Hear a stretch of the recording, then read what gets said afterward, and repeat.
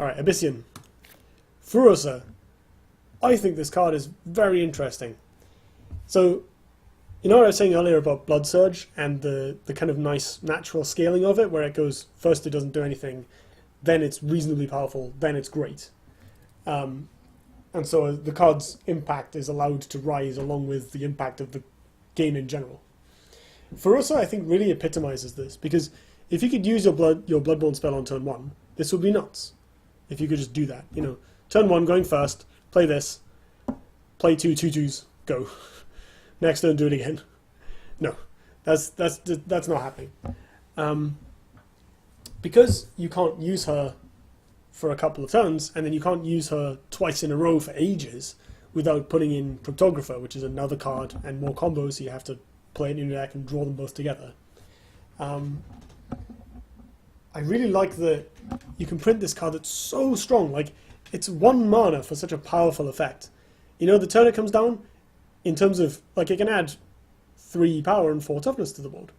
And obviously FUROSA itself is not rumbling into combat anytime soon, but the fact that it's a repeatable effect, you can play her far away safely, and if you draw 2 of them, it goes really nuts. Like, the card is very powerful. And I like that. I actually like that it's 1 mana, and you can play it in the same turn as you make the Wraithlings, because more cards that require you to start the turn with Wraithlings in play, like, you know, we've already got Deathfire Crescendo, Blood Moon Priestess, Shadow Dancer, Shadow Watcher, Soul Grimoire. Like, we don't need more 3 to 5 mana cards that have Deathwatch. And I mean, I like those cards. I like all those cards.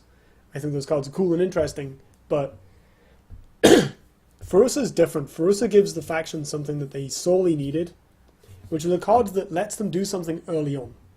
It is part of the setup, and it lets you play a more tempo-y game, rather than just putting out all these 1/1s and watching them die, hoping some of them stick around. You know, now they hit harder. Making things 1/1s into 2/2s is not massively broken in Duelyst because of how, you know, because generally when they attack things, they'll die still. They'll get more damage in, but they'll still die. But it protects them from Scorn. And other 1 damage pings, like Cassiver's Bloodborne spell and stuff. So it makes them a lot more of a threat, and a lot more survivable against the things that can otherwise trivially wipe away a swarm. And it is pretty viable to just play FUROSA as your swarm payoff. You know, you can just play a FUROSA deck and then play Variax and then just a bunch of Wraithling spells and removal. You don't need Blood Moon Priestess anymore if you don't want to. You probably still do, but you don't need to. Hello.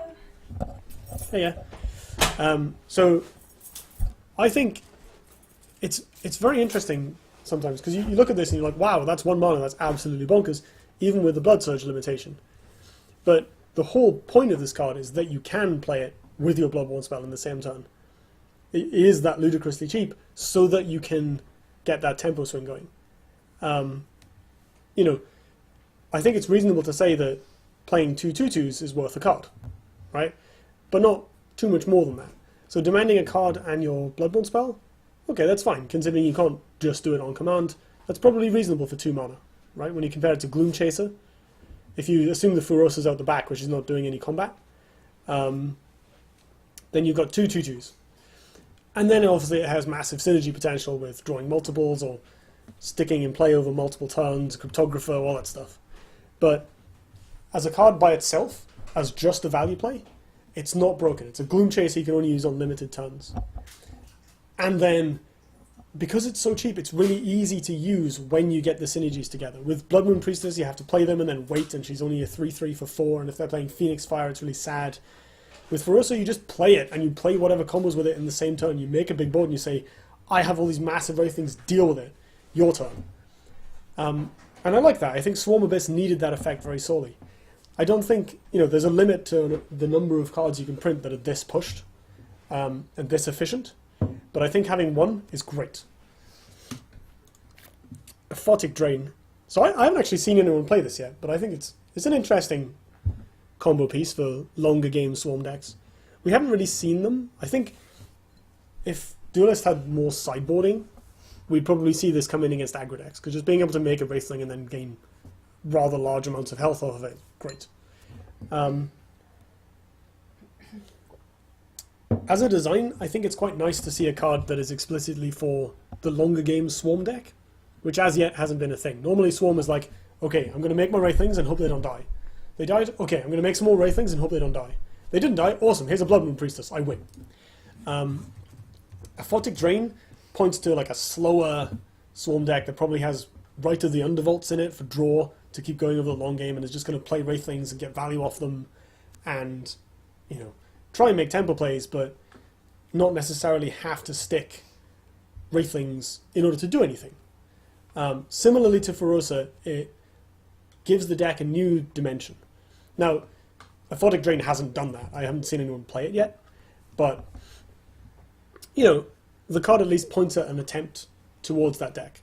I think getting to Variex quickly has overtaken playing a slower game as the strategy du jour. But, you know, this card is a sacrifice outlet when you need one and life gain when you need it, and I think that's pretty good. There's two good things to have in the same card in a Swarm deck.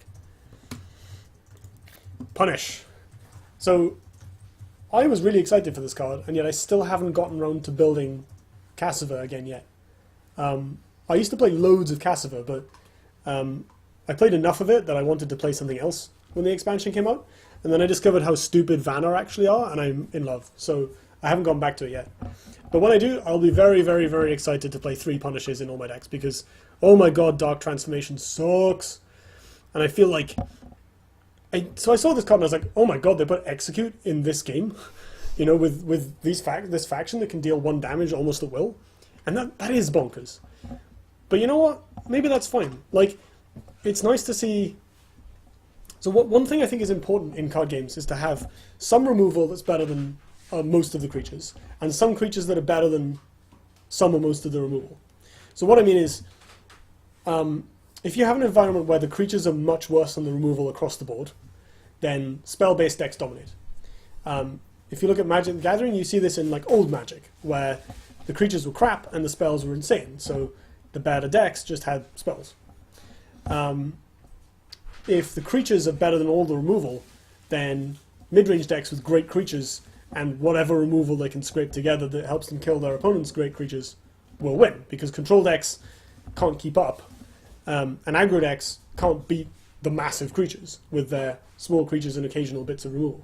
So that is more akin to standard Magic of recent, where we've had worse removal and great creatures that have led to these very slugfesty formats for some of the standard formats of the past few years. Ideally, a healthy game has a mix of both. You have some spells that are really good, ideally aimed at squarely at control decks, but available to anyone who just needs an answer that unconditionally kills the majority of your opponent's threats. Punish is that card. If you're playing Abyssian, yeah, you already had a decent suite of removal spells, but if you're not playing Ritual Banishing, you struggle to deal with Ironcliff Guardians in a clean way. And I feel like Abyssian should be able to beat a deck that's playing Ironcliff Guardians. I feel like you shouldn't have to sit on that Dark Transformation and then hope they don't have a follow-up Big Provoke. Now, the way the meta's shaken out, people aren't even playing Ironcliff Guardians in Lionar very much right now. And so Punish isn't as impactful as it would normally be. But just being able to remove something efficiently for 3 mana, I think that's fine. 3 mana destroy target minion when you have your Bloodborn spell active, which again is not every turn. Like that involves your opponent can play around it. If you just use your Bloodborn spell, it's on cooldown, your opponent can stick a big minion and know that you can't punish it. But with the card Punish.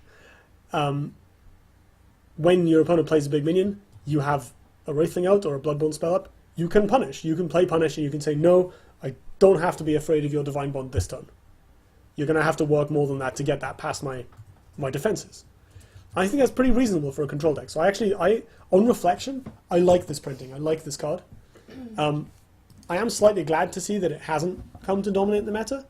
I think if the meta was slower, it would be a big component in Cassava being great. But as it is with some of the other cards that we've seen, like we've got Variex coming up shortly, we've got Geomancer.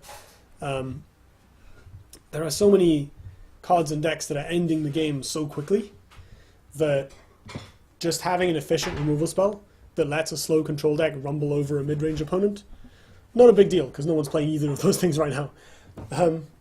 But to be honest, it's refreshing. I've come off of playing, or not playing, a lot of these Magic standard formats where the removal is so clunky that decks that are a bit lower to the ground can't even really run it, and so they can't deal with these massive creatures. Punish goes in lower to the ground decks as well. If you're playing Mech Abyssian, you can still play Punish. You know, Dark Transformation's a clunkfest, but you can still play Punish. And it's nice that it lets the control deck do something else in the same turn. Develop a Rust Crawler or an Ooze. You know, draw a card with something. Like, you don't have to just spend your entire turn Dark Transformationing their 5-drop and then hoping they don't have another one. So I like that. Horror Burster. I have been very, very impressed with this card on power level. Like, it's not like it looked bad or anything, but wow, this card is sweet. So, I've liked Horror Burster a lot. I think, obviously, it goes in Swarm decks much more than it goes in Cassiva decks, although it is notable that Cassiva can quite easily kill it. You don't need a Darkfire Sacrifice. But I love that this fits into Swarm decks doing what Swarm decks should. You make 1/1s, and then you play Darkfire Sacrifice, and you eat something, in this case the Horror Burster, and then you play a threat, or in this case you get the Horror Burster's Dying Wish. It's funny, because it's the Swarm playstyle almost condensed into one card. You know, you don't even need a massive thing in hand to get value out of your Darkfire Sacrifice right away. I like that, because it rewards the Darkfire Sacrifice for next turn sort of play. I also like that it's a way of making one Wraithling into a threat. The faction has lots of ways of making 5 Wraithlings into a threat, but not many ways of making one. Normally one Wraithling does bugger all. So Horror Burster, you can play that and then you can kill it straight away, or you can have it on the field and then attack with it. And all of a sudden, your one crappy Wraithling is now a 6/6, and you've actually done something. So I like it. Again, I think it adds a new dimension to Abyssian play. And I like that it's a design that slots into it. It avoids being, again, you know, Deathwatch, get +2/+2, like a lot of the other payoff cards that the archetype already has. And instead it does something else. It only affects 1 minion. It's better when you have kind of a crappy board, either of just Wraithlings or of only one Wraithling. You know, even you just use your Bloodborn spell and you play Horror Burst and Darkfire Sacrifice, that still works.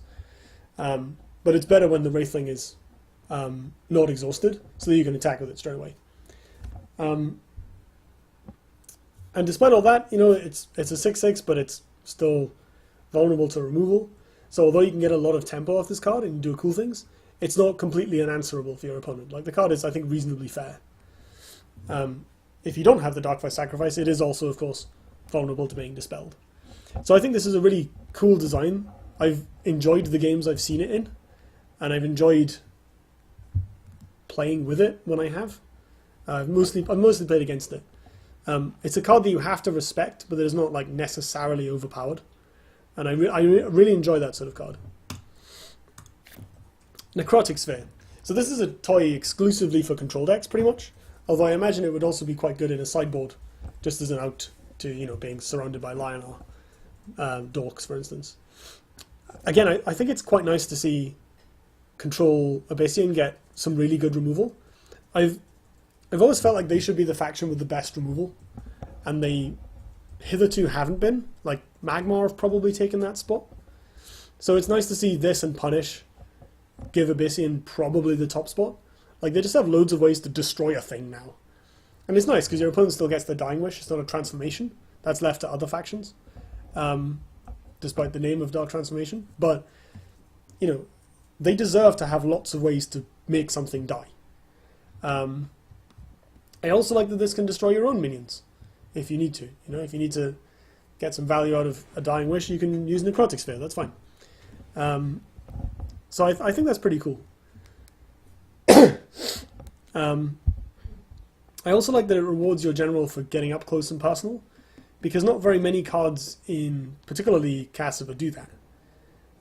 You've got some powerful equipments, but they tend to be a bit situational. Spectral Blade is basically entirely for the early game. It lets you fight for mana tiles, but then you generally run away afterwards. And Ghost Azalea is for ending the game. So it's kind of cool to see a card that says, no, if you're near the enemy, that's fine. You don't have to be too afraid. And it's better when you are. You know, if you get into the mix, throw in equipment, go and fight stuff, and then when they punish you for it, blow them up in the necrotic sphere. So I haven't seen this card in action yet, but I'd like to. And I think when I eventually get around to building Control Cassava again, I will put in a copy or two. Alright, so Variax, one of the, probably the most complained about card of the expansion.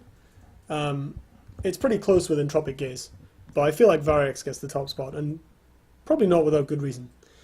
So Variax has a lot of the same problems that I discussed with Geomancer, but I actually think is a better design than Geomancer, because if nothing else, you can run away. The thing with Variax is that it is really slow.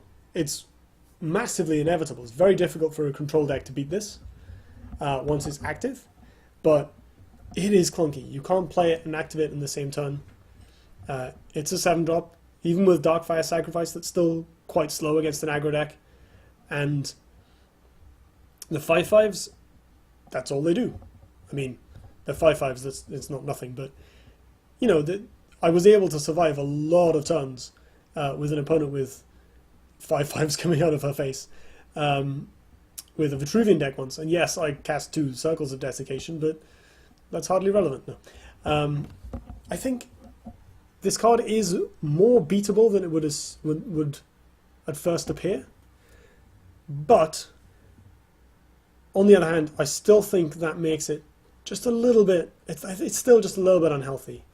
I think it is nice to have these kind of big splashy effects, and it's cool to see Abyssian get something that big. You know, something that says, no, you are the kings of the long game. This is yours. But I don't like how little effort it takes. It does take, I mean, and what I mean by that is, it does take effort for them to survive to cast it against an aggro deck. I've tried that. It's not as easy as it looks. You can't just put Variax in your deck, put 3 Darkfire Sacrifice in your deck and pick up 3 wins. That's not how it works. But you don't have to work to have inevitability. I really liked Obliterate because you had to build up to it. It took effort, you know?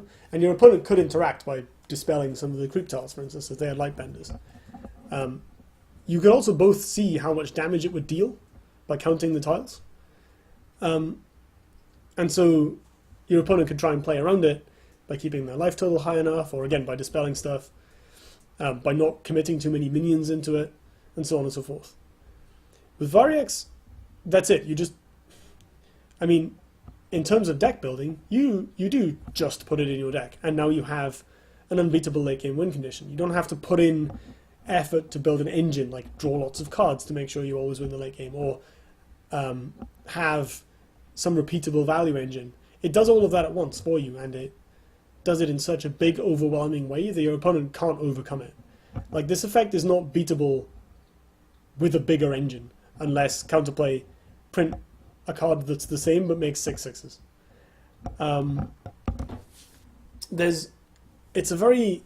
It's something of a degenerate design, not necessarily because it's overpowered. Like, I play against plenty of decks that aren't playing it on ladder. She hasn't ruined the world. But just because you can't actually get any better than Variax, and it makes the job of deciding whether you're going to play for the late game kind of boring. Like, if you're building an Abyssian deck, it's like, do I want to go long? Yes, then play Variax. Am I playing Swarm? Yes, then play Variax. Am I playing a different faction than Abyssian? Do I want to go long? Lol, what if they have Variax?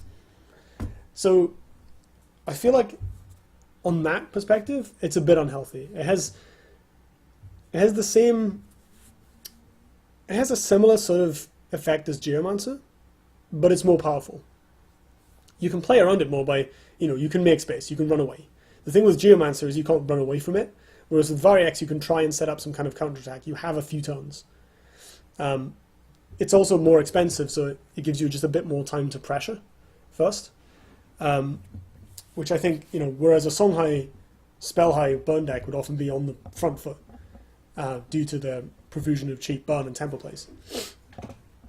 In Abyssian, that's not so much the case.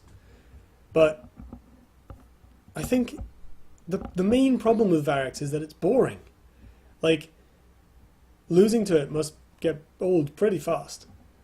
You know, they play it and then it's like, okay, now you've got that ability. Are you dead on board? No, cool, then I'm just going to lose. And after a few games of, you know, trying to play her out and seeing if you can get some kind of board wipe followed by some kind of burst, whatever, you'll just get bored. You're like, oh, they have that. I don't have enough gas in hand to kill them next turn. I'll just concede. And I don't like that. I don't like cards that are just like, okay, I win now. We can stop playing. I think because that's the problem with winning. It ends the game. And there are, games should end, right? Variety is good. Having a game come to a natural, satisfying conclusion in a decent time frame is good. But having a game come to an unsatisfying conclusion in any time frame is bad. And I feel like Grandmaster Variax pushes towards the unsatisfying end of the spectrum. Even for the player using her, it's like, okay, I cast this thing. Now what? Oh, I just keep clicking this button until I win. Cool. There's no A plus B to set it up, like there is with Obliterate. I make creep, then I obliterate. Did it work? Awesome, I feel great. I cleverly set it up. I played to buy time. I played to make creep. I love Obliterate. I love casting Obliterate. I'm certainly not bored of Obliterate. And when I rebuild my Casper deck, it will still have Obliterate in it. Hell yeah. That card is great. That's exactly the sort of win con an Abyssian deck deserves. Grandmaster Variax goes against the grain of the faction by requiring 0 synergy. If you're playing Cassava, you do have to set it up, but why bother? Play Lith. It's better with Grandmaster Variax. So I feel like the main problem with Variax is not necessarily her power level, although that is high. There are other high power cards in the game, and she is not unbeatable. The main problem with Variax is that she's dull, and that she obviates a lot of other cool thought processes or interesting elements that could go into your deck design. And the more powerful Variax is, the less interesting the game gets, I feel. So I think I would like to see Variax changed. Whether it's by making the effect removable or making her do something else, I'm not sure. I don't really mind. But I think, as it is, that's going to get old.